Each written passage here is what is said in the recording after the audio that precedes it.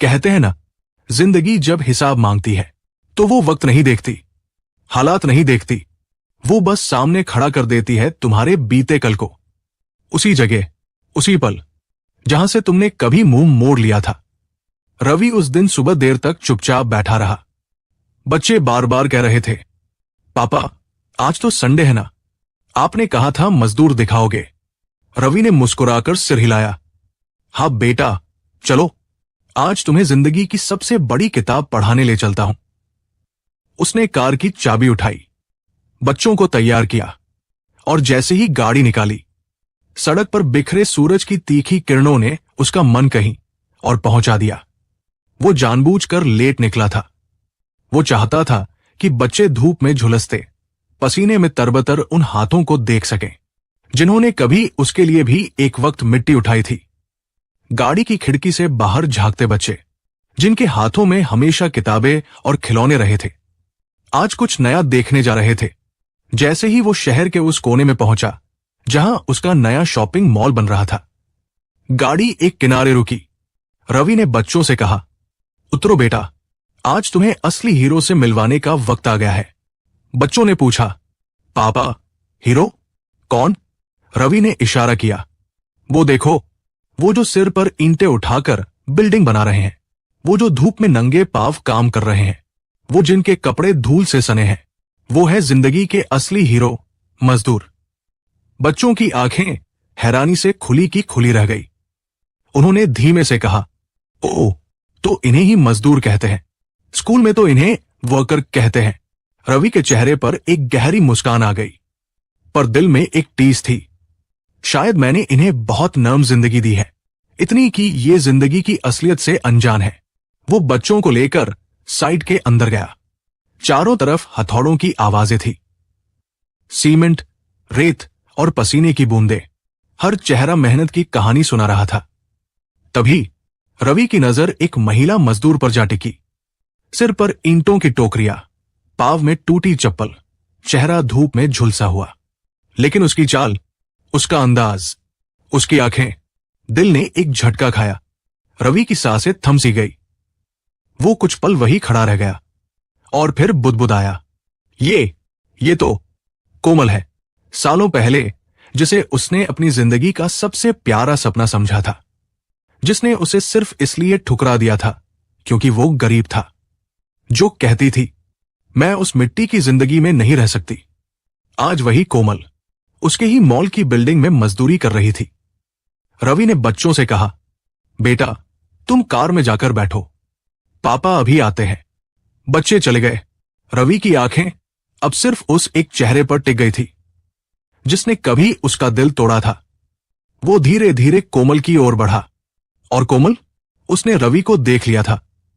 पहले तो उसकी आंखें फटी की फटी रह गई और फिर जैसे अपनी गलती, अपना बीता अतीत उसकी आंखों से झांकने लगा।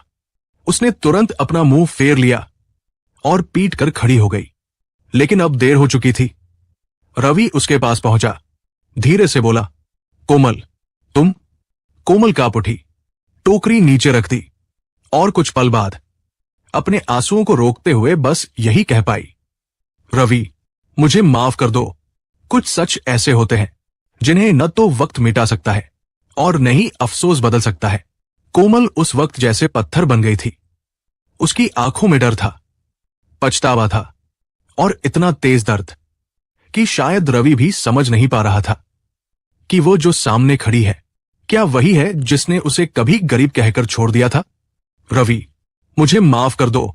उसकी आवाज कांप रही थी, टूटे हुए शब्द जैसे आत्मा की दरारों से निकल रहे थे। रवि चुप रहा।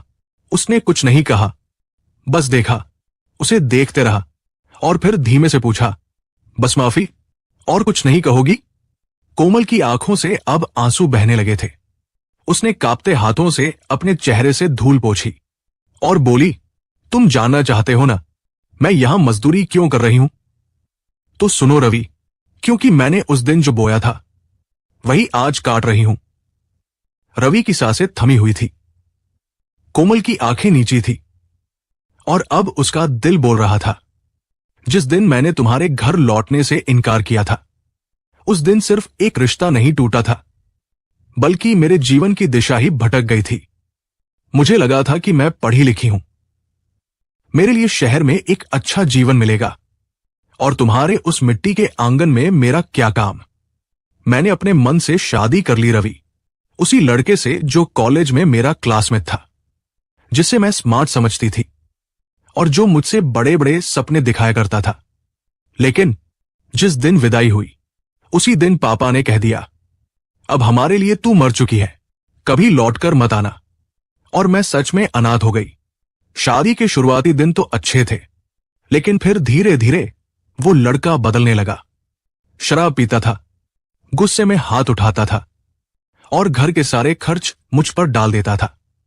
मैं पढ़ी थी, हिम्मत की, जॉब ढूंढने निकली, लेकिन जहां भी जाती लोग मेरी मजबूरी का फायदा उठाना चाहते थे। हर जगह, हर कोना जैसे एक जाल बन गया था। फिर 2 साल पहले बेटा हुआ और मैं उस बच्चे के लिए जिंदा रहने लगी। कोई सहारा नहीं था, कोई भरोसा नहीं। तो एक दिन आंसू पोंछकर मैंने ईंट ढोना शुरू कर दिया। हाँ रवि, मैं वही कोमल हूं जिसने कभी तुम्हें ठुकरा दिया था, और आज उसी की बिल्डिंग में मजदूरी कर रही हूं। वो जमीन पर बैठ गई, सिर झुकाकर। उसने कहा, मैं जानती हूं अब कुछ कहने का हक नहीं, लेकिन एक बार आंखों में देखकर सिर्फ इतना कह दो कि तुम मुझे माफ कर चुके हो।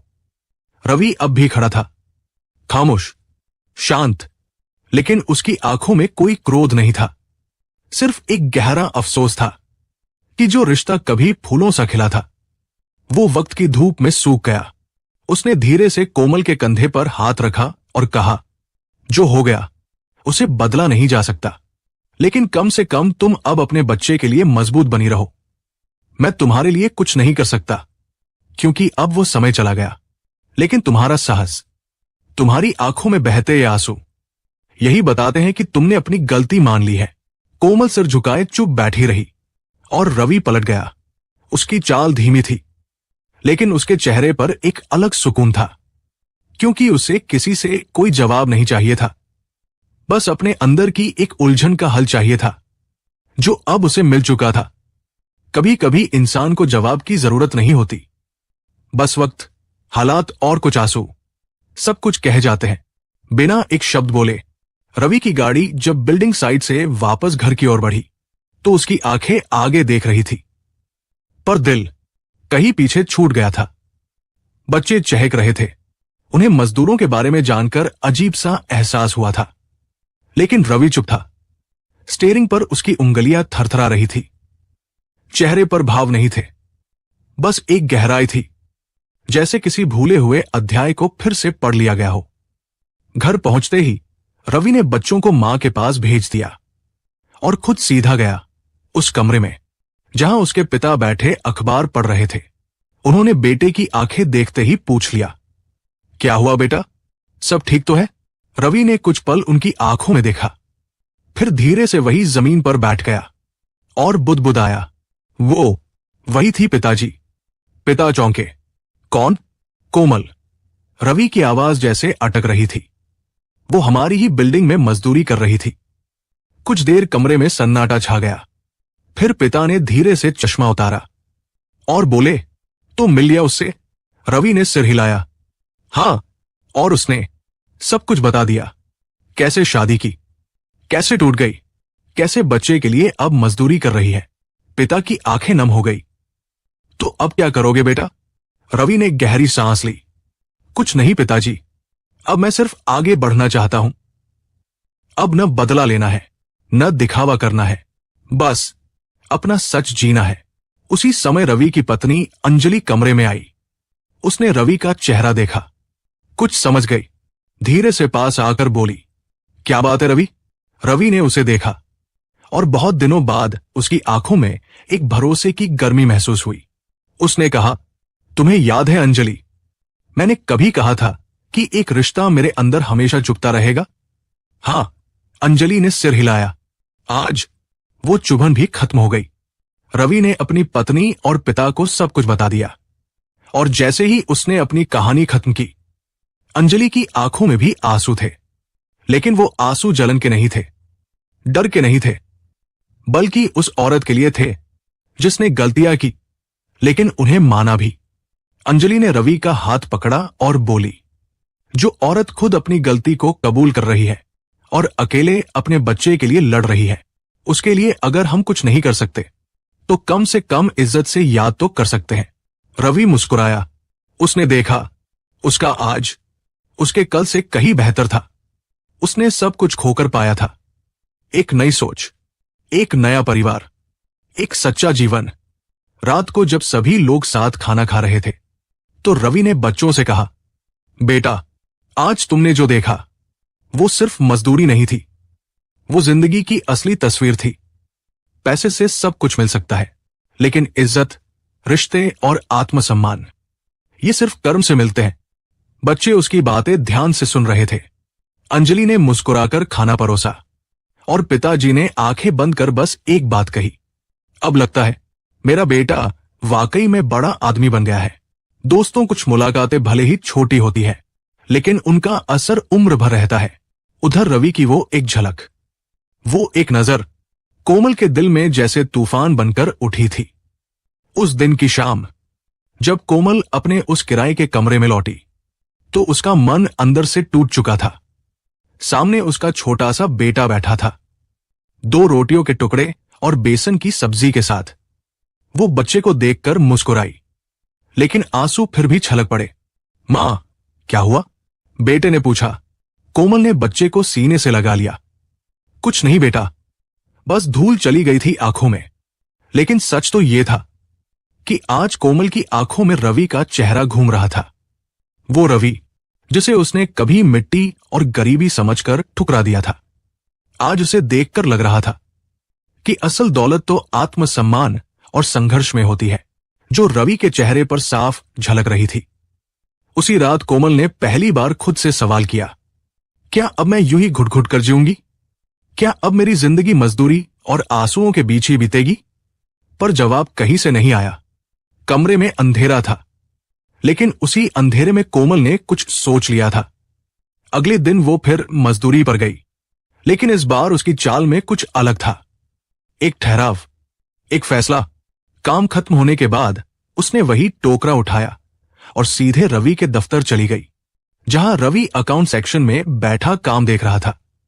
कोमल ने दरवाजे के पास खड़े होकर धीमे से कहा, एक बार फिर मिल सकती हूं? रवि चौंका। उसने सिर उठाकर देखा, वही चेहरा, लेकिन इस बार झुका हुआ नहीं था, बल्कि खुद को संभालने की कोशिश करता हुआ। आओ, रवि ने कुर्सी से उठते हुए कहा। कोमल धीरे से अंदर आई और सामने बैठ गई। कुछ पल खामोशी में बीते। फिर कोमल बोली, रवि, मुझे कोई एहसान नहीं चाहिए, न कोई सहानुभूति।